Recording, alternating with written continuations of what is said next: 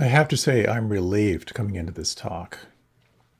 I've noticed over the many years that I offer Dharma talks that if I'm giving a talk on working with depression, I'll feel depressed that week. If I'm giving a talk on anger, something's going to come up that triggers, anger and aversion in me. So I had decided for a while I was only going to give talks on love and joy and compassion. But then inevitably if I'm giving a talk on compassion, then I get aware of what's between me and compassion. This talk is on deconstructing pain, and I'm really happy to say that I've been feeling great this week. So, but I have been reflecting on pain. And we all experience pain. Pain is coming for you. And thinking about times when I've experienced the most pain, and I think probably one of them was probably when I was a baby, about 8 or 9 years old, and my younger brother and I at that time we were fascinated with this practice of trying to kick each other in the butt when the other person wasn't noticing. It was a source of great amusement to us.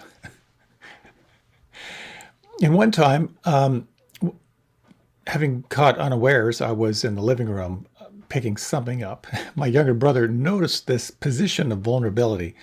And I think he had about 30 feet to get a running start. I admire his force. I admire his timing, but I don't admire his placement because he kicked me a little bit low and a little bit forward. And it was one of the most intense pains I've ever felt in my life. Everything kind of turned white. I had trouble breathing. I remember trying through my breaths to kind of get out the words, "I will kill you." And that was one of the most intense experiences of pain that I've had. But I could go through my litany. I've had lots of experiences of pretty intense pain. I had dengue fever in Africa, in West Africa, where I was in the Peace Corps. It's known as break bone fever because it literally feels like someone has been beating you with lead pipes all night. That was no fun. I got in a motorcycle accident on my dirt bike where the metal peg scraped down the length of my shin. That was no fun. Working on farm equipment, almost losing a finger. I can go on, but I think it's just safe to say we all experience pain. And I'd like to share some specific strategies here that you might find helpful, or if you know of someone who's dealing with physical difficulties right now, I'm hoping this might be of some help. There are 4 things I'd like to talk about here. First is the pain response, and this whole teaching of the second arrow. It hurts when we feel pain, but it hurts even more when we add kind of unskillful processing around it. The second thing I'd like to explore with you is what it means to kind of have tea with your discomfort. There's some really interesting stuff I've heard recently about figuring out your pain recipe that has been really helpful for me. I'd also like to talk about the art of decoding the messages that come from your body. And a little more, which is kind of a continuation from last talk on how you can change the frame of awareness when you are investigating an experience of pain. This particular technique has some contraindications, but it can be really, really powerful and really, really helpful. So I'll be sharing a couple stories, leading some experiences, and so forth. As it has been said, it's not so much what's happening, but your relationship to what's happening. And this leads us to this fundamental teaching in Buddhist psychology of the second arrow. And that is to say, not adding anything to what is here. So the Buddha allegedly had asked his students, when you're struck by an arrow, does it hurt? The answer, of course, was yes. Then he went on to say, if you are feeling the arrow and then you start asking yourself, I need to know who the person was who shot this arrow. I need to know why this person shot the arrow. I need to know, I need to know, I need to know. Are you not adding more pain? And the answer, of course, is yes. We have a primary and secondary response to stimulus. And this has all been identified. But the Buddha noticed this tendency a long, long time ago when he talked about the arrows. The first arrow hits us when a painful event occurs, and it hurts. The second arrow is our reaction to the event, and all that does is add to your pain. So my primary experience of pain through my life has been chronic migraines. And I'm really happy to say they have lessened dramatically in the last couple of years. Usually when I have a migraine, my mind goes into something like, what did I do to cause this? How long is this going to last? What did I do to bring this on? What if I try visualization? What if I try breathing technique? What if I try moving? What if I try being perfectly still? How am I to get through tomorrow? Tomorrow's going to be impossible. This is the second arrow. It's everything I add to the pain that's already there.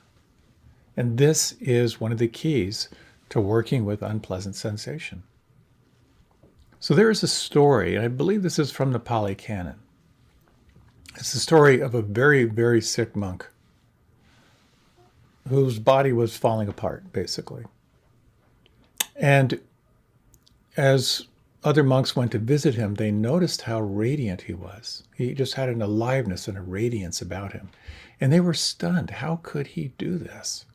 When he was obviously in so much discomfort and his body was essentially decomposing. And his response was this, quoting the Pali Canon, "I remain focused on the body in and of itself, ardent, aware, and mindful, putting away greed and distress with reference to the world." Okay, so let's break that down. I remain focused on the body in and of itself.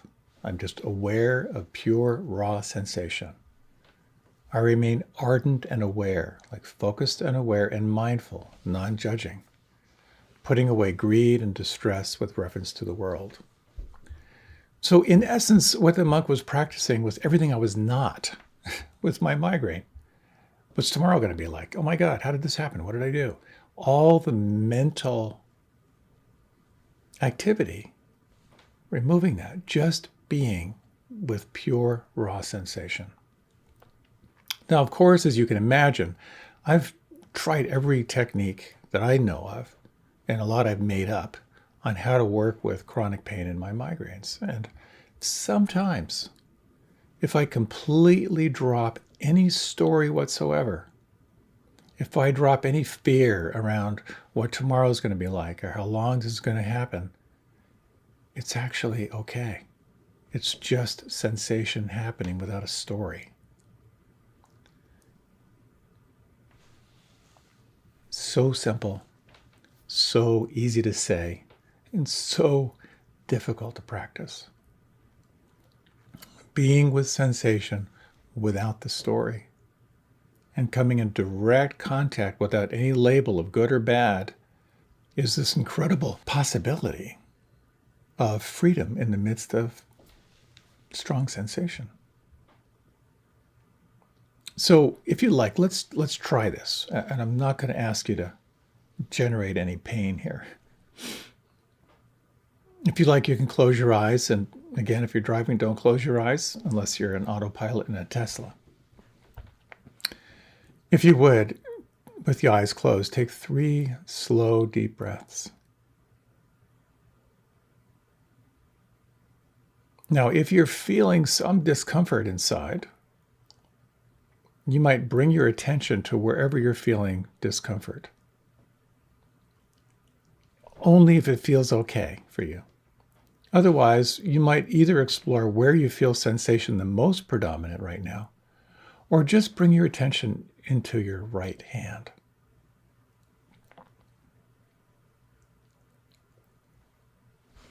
And now let yourself just explore. I'm going to read this little sutra back to you.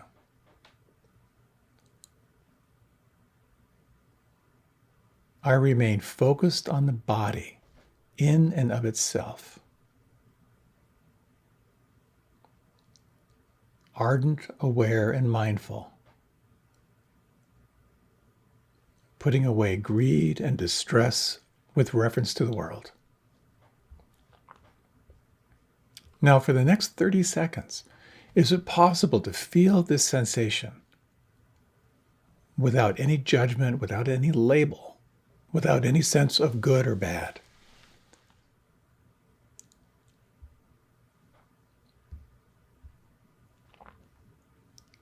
If you like, you can deepen your breath.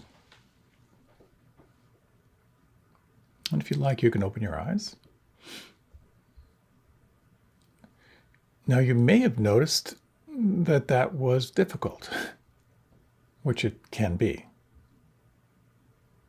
And you may have noticed maybe something kind of shifted a little bit inside. But it's a very helpful thing just to keep in your quiver of meditation tools. When you're feeling strong sensation, is it possible to keep your body in and of the body itself? Ardent, aware, and mindful. That is to say, focused and aware, putting away greed and distress for the world. No story. Now, I've explored for myself my relationship to pain, and it's really helpful, I think, to really reflect on what is the conditioning that you have around your relationship to pain or unpleasant sensation. I read something years ago about how different cultures represent the pain that they're feeling to their doctors. I couldn't find it. And maybe it got scrubbed because it was making some really strong generalizations about people.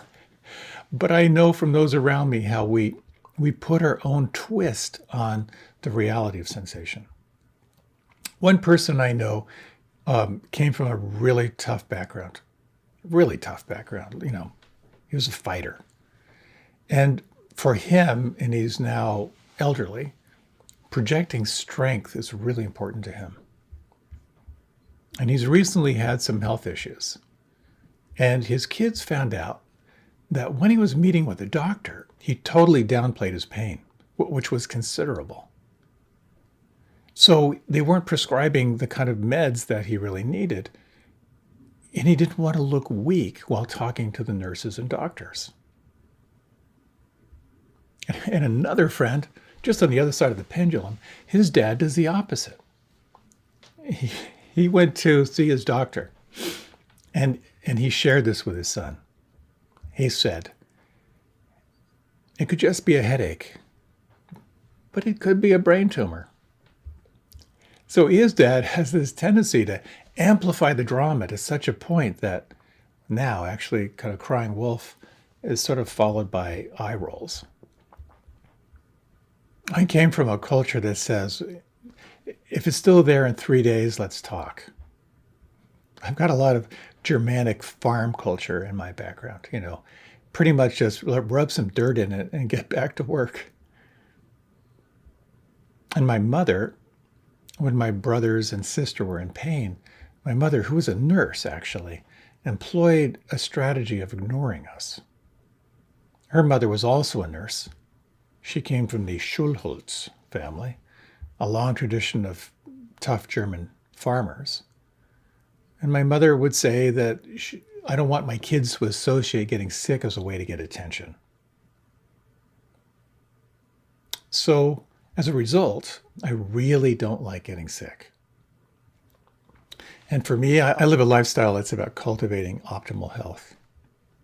But it's also about avoiding getting sick. As you can imagine, for me, getting sick is about being exiled.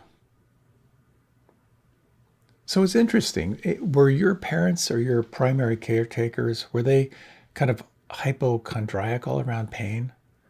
Were they alarmed if you mentioned anything? Did you get attention? Did you get warmth? Were you ignored? And how do you react to pain now? My understanding is that your experience of pain is about the mind taking in all factors. There's the sensation of pain or the anticipation of pain, but then there's all of your conditioning. Your past experiences, what you've observed, your anxiety level. Your brain is a prediction machine. And so your mind is completely under the influence of the second arrow. When you feel pain, you're in for a powerful mental ride. And you'll watch your mind moving into one of those 5 classic states, either moving into anger, aversion, judgment, blame, or your mind desperately trying to disassociate from the body, or your mind caught in worry, fear, anxiety, hypervigilance, or your mind just wanting to numb out, go to sleep, or your mind caught in doubt or self-criticism. Or so it can be one of those or all 5 of those at once. It's sort of like, this is the second arrow. There's good news here, and that is that mindfulness can change your relationship to pain. Just as I am more mindful of my conditioning around pain, I can lean into a little bit. I have this propensity or tendency to withdraw when I'm in pain. Or when I feel something coming on, I get worried, I get anxious. I tend to prepare for going into my cave. And the question becomes, can I be present to the reality of here and now without adding a second arrow? Or can I actually sit and have tea with this physical pain? Rather than trying to push it away or numb myself or disassociate or blow off anger, can I possibly get more familiar with pain? My particular pain and my conditioning around it. And this is kind of exciting because this points toward new possibilities rather than the same thing over and over and over again. I've had the opportunity to have tea with my migraines over the years, but then I realized, you know what? Not really. It's more around, can I learn more about these so I can nuke them and they'll never come back? Big difference between having tea and having tea with a club held behind your back. I've felt a fair bit of desperation around my migraines, as you can imagine. They're paralyzing from 1 to 4 days. I'm just out. I just have to withdraw. It's really changed the way I interact with the world because I have to have some kind of self-preservational thing going on here. When I'm in them, I'm kind of caught in the bargaining stuff. I try to figure it out. I try different techniques, and I'd say 98% of the time, I just have to give up. Nothing works. I just have to kind of ride it through. Now, when you're investigating migraines, there's a classic way of working with migraines called identifying your triggers. So what might have kicked this off? But I ran into a better description. And again, I'm referring back here, I mentioned this last talk about a really wonderful conversation that Ezra Klein had on his podcast with a pain psychologist. And she called it identifying your recipe for pain. And it's the recipe that kind of sets you up for your experience of pain. I could never find just one trigger. I realized it was a couple, but then I realized, well, if I see it as a recipe, what precedes a migraine is usually I'm feeling stressed about something. And when I'm stressed, I pay less attention to my body. And I'm one of those people who stops eating and drinking when I'm stressed. So dehydration, appetite goes away, my blood sugar crashes. And then because I feel kind of weak, usually my posture falls apart. I tend to kind of distract myself with reading, which makes my posture even worse. And then I get this neck pain at the base of my skull. And then it's all over. This pain psychologist talked about, for her, her pain recipe was feeling stress, stopping exercise, her posture falling apart, her diet falling apart, and then kind of emotionally noticing that she'd get in lots of fights with her boyfriend.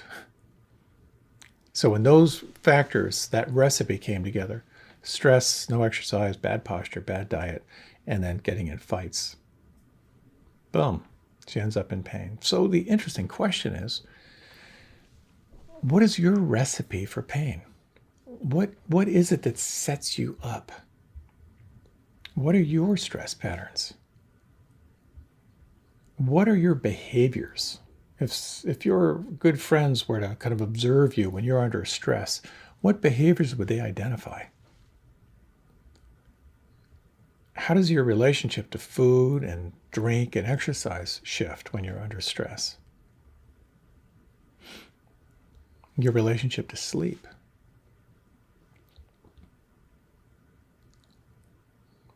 Getting familiar with your recipe for pain can actually allow you to unwind your recipe for pain.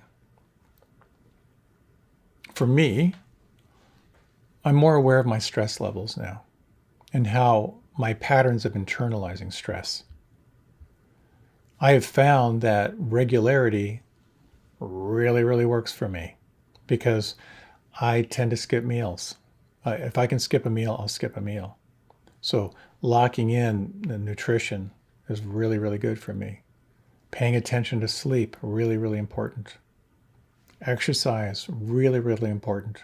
I'm 6'5", I have an extra vertebrae and a long spine, so keeping my posture aligned.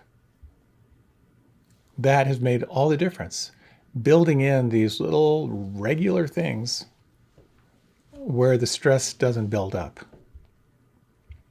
has made a big, big difference for me. And the question is, what would be your unwinding recipe? How might you begin to identify what sets you up for pain? And what are the precautionary things you could do? This is all part of mindfulness. It's kind of the same in meditation. When your mind really, really slows down and you find yourself caught in some big distraction or some strong emotional state, to really ask yourself, so what thoughts preceded this stress and suffering I'm experiencing right now?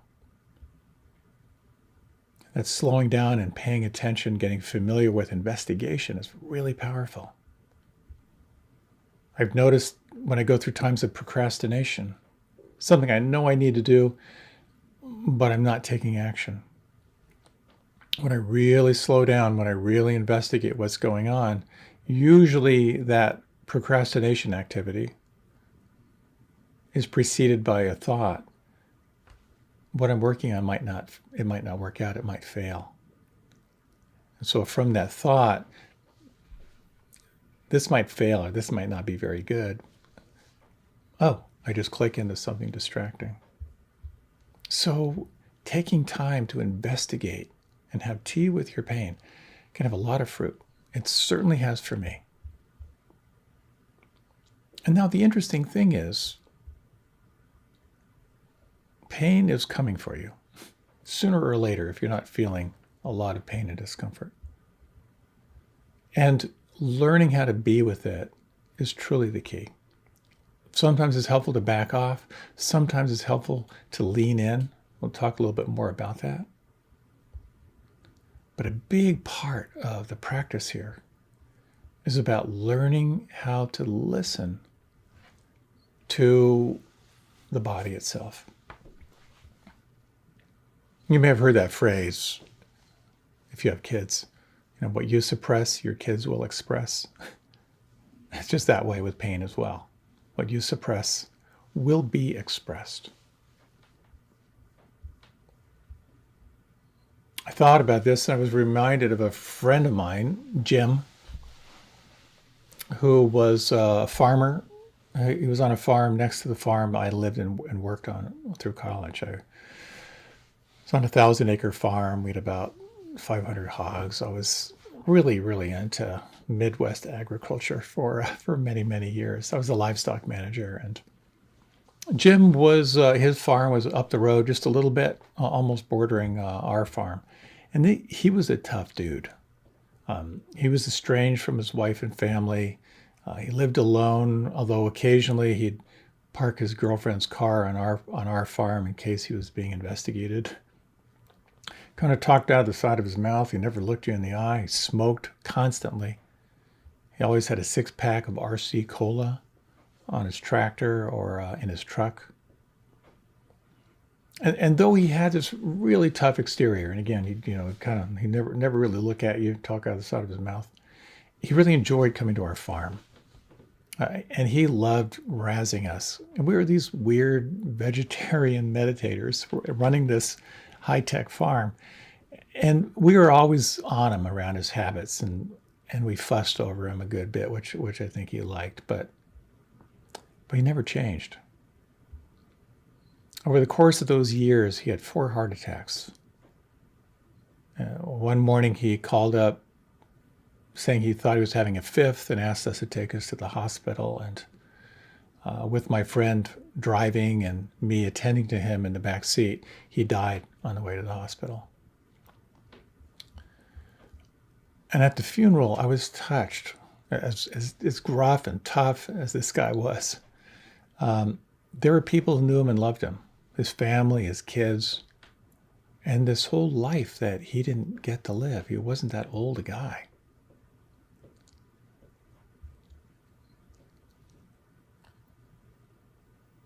There's a brilliant function of pain. It's an early warning system. It wants your attention. And the question becomes, can you decode what it's telling you? And my friend Jim had lots of signals. And he elected not to listen too carefully. And as a result, he died quite prematurely. This inner listening is, to my mind, is kind of an art and a science. And it's really helpful, especially if you catch those early symptoms. As I mentioned, I can be a little hypochondriacal around getting sick because I just dislike it so much. So I've kind of like tuned in. I have this whole technique. If I feel a cold coming on, I kind of pause and I kind of go into this sort of inner listening dialogue with it. And so I'll ask, okay, so what's this all about? And usually I get a sense of like, okay, I'm feeling run down. They have these symptoms beginning to arise. And then I ask, okay, if I ignored this, what would happen? And then usually I have the sense of like, oh, this would be a cold, this would be a flu. And then I ask, if I treated this right now as if it was full blown, could we turn this around? And then I usually get this felt sense from the body saying, yeah, you can turn it around. And if I'm listening, which is not all the time, and I stop and I get some extra rest, or I have some tea, or I go to bed early, or I do something as if I had the cold, and I catch it early, quite often it turns around. Sometimes I miss it completely. I'm just too absorbed in where I'm going. I'm too identified with my mind, and I don't have the patience. And then the pain signals get stronger and stronger, and then I'm stuck. As I've explored for myself and as I've explored with other people, when you really ask what the body wants, it wants attention. And the message usually is slow down. For me and for many people. So, Zen Pop Quiz. If you like, you can close your eyes just for a moment. This one's real quick.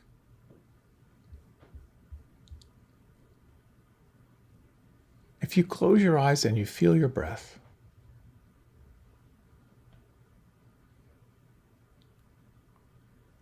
Is there a sense of what your body needs or wants right now? Is it thirsty? Is it hungry? Does it need rest? Does it need to move? And just for a moment, just sense that inner quality of listening.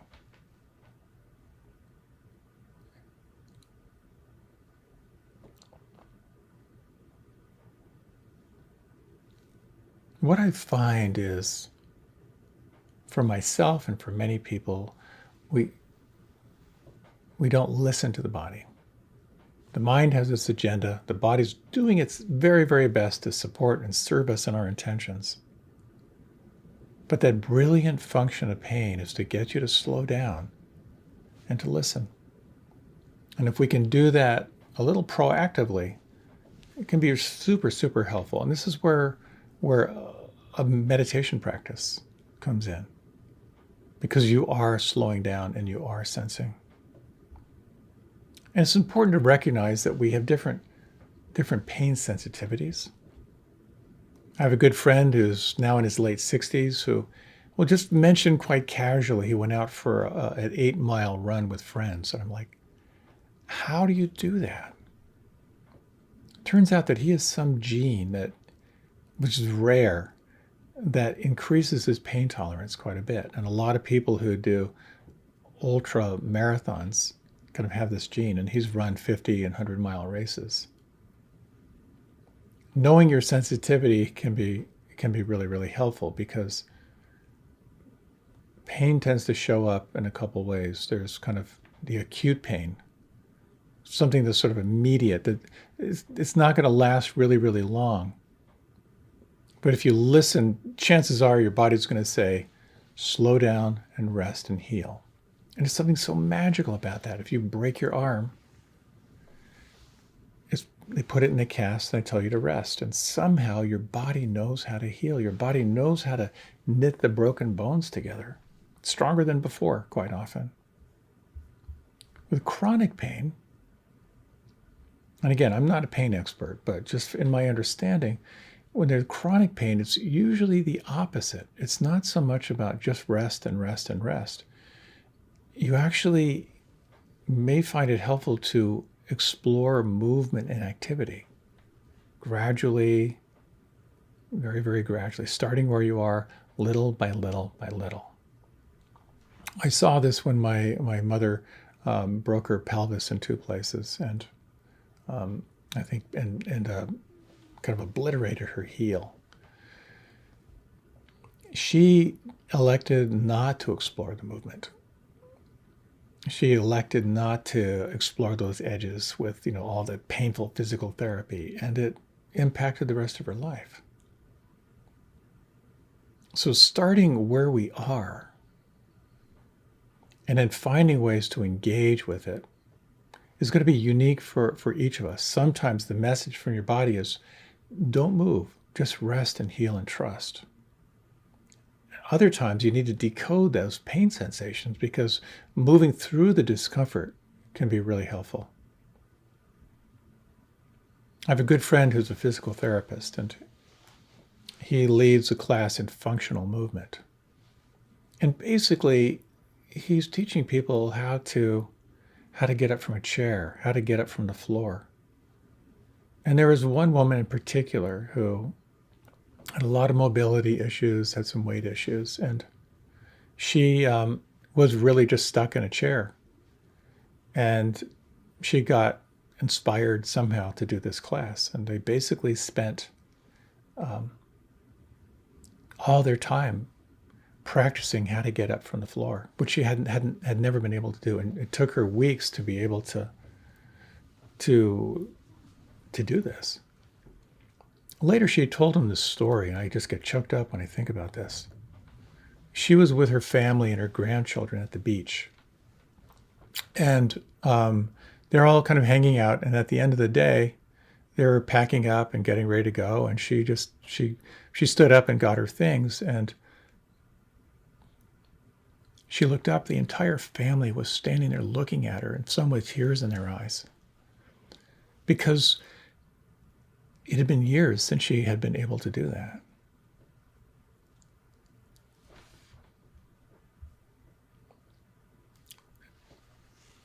John Kabat-Zinn writes this about pain. He says, from the perspective of mindfulness, nothing needs fixing. Nothing needs to be forced to stop or change or go away. And he's making the case here for awareness of sensation without the overlay of thoughts. He says it is only awareness itself that can balance out all of our various inflammations of thought and the emotional agitations and distortions that accompany the frequent storms that blow through the mind, especially in the face of chronic pain situation. We tend to freeze around pain, particularly chronic pain. And if you really have tea with your pain, when you really engage into it, magically, you can bring awareness in where awareness wasn't flowing before. So another way to say that is where the attention goes, the energy flows. So I'd like to share another technique here. Just checking on her. Ooh, God, time. I'm going to share another technique with you.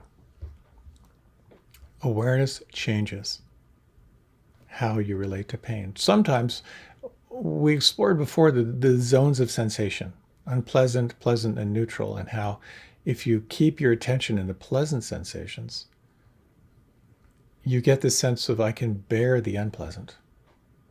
It's really, really helpful practice. Sometimes it's really helpful to kind of zoom out and just feel your pain, but also imagine the space beyond the furthest stars, and you kind of get a sense of perspective. This practice is about actually zooming in to the sensations. And we'll have time just for a minute or two of this before we close. But a number of years ago, in my effort to defy sickness, old age, and death, I was chasing men much younger than me around a field of grass playing ultimate frisbee. And in this really impressive move, impressing myself, I leaped in the air, I caught the frisbee, I landed on my right leg, I twisted my body, and I released the frisbee downfield. Beautiful. No one really noticed but me. But I did notice also that my right knee wasn't functioning after that. I tried ignoring it for a few days, rub dirt on it, keep going. And then I found out I'd actually torn my cruciate ligament. So I'd heard of this practice. Joseph Goldstein talks of this practice called connecting the dots. And here's how it works. Rather than zooming out, you zoom in. And you explore, if you can, at the microscopic level, the unpleasant sensations. So we have the sense of, oh, this hurts. But if you look in and you look where exactly is the unpleasant sensation, I couldn't find a precise location. It kept moving, it kept shifting. I realized the unpleasant sensation was not solid. It actually had space inside it. So this practice, it has got a couple caveats. It requires concentration. Might not be good with trauma. And you really have to keep asking yourself, can I be with it? Because it might feel like it's too much. So I have just a few minutes, but I would love to give you a little taste of this. If you like, you can close your eyes, and if you're experiencing any unpleasantness inside, you can use this as your anchor. If that feels like it's too much, choose some sensation where it feels predominant, or just choose one part of your body. Maybe the right thumb. Just feel the right thumb. And with your eyes closed, take a few moments and begin to just relax and soften.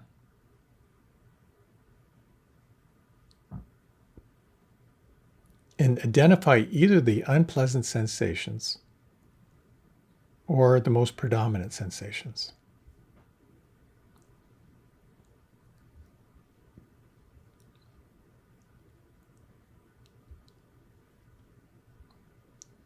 And if you can, continue to zoom in as close as you can. Imagine a microscopic or even an atomic level. And what do you notice? What do you find?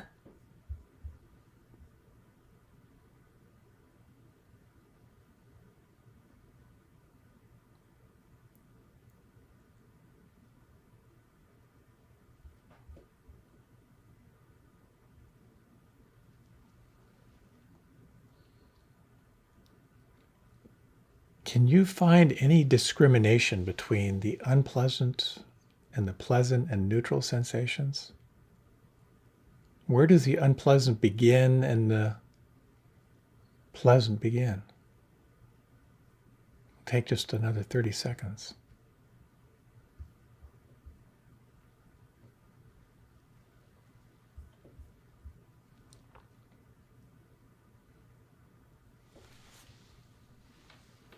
And then if you like, you can deepen your breath. So I'm curious as to what you noticed. If you were able to kind of imagine or feel the atomic or like the subatomic experience, you might notice here something really interesting. And it points to the three characteristics of reality that you become aware of impermanence. How this something that can look solid is actually changing. It's actually alive. Connecting the dots almost. At times you might notice that. And you might notice, again, the second characteristic of reality of stress and suffering and dissatisfaction, that your relationship to what's changing is going to determine your stress level. If you can let it change, it's fine. If you're resisting, you feel a little rope burn. The third is it's not personal. It's just happening. And it really points towards something else, which is this question of what is actually solid in this world. When we're in fear, things look solid. Pain looks solid. It takes tremendous courage to turn your attention toward that which you fear. Turning toward physical pain and emotional pain, mental turmoil, requires real courage. And it's important to remember that when it feels like it's too much, listen to that. Sometimes it's really helpful. Let it know you see it. Let it know another time when the conditions are different. Your intention is to be with it. And then you might just withdraw your attention, turn somewhere else.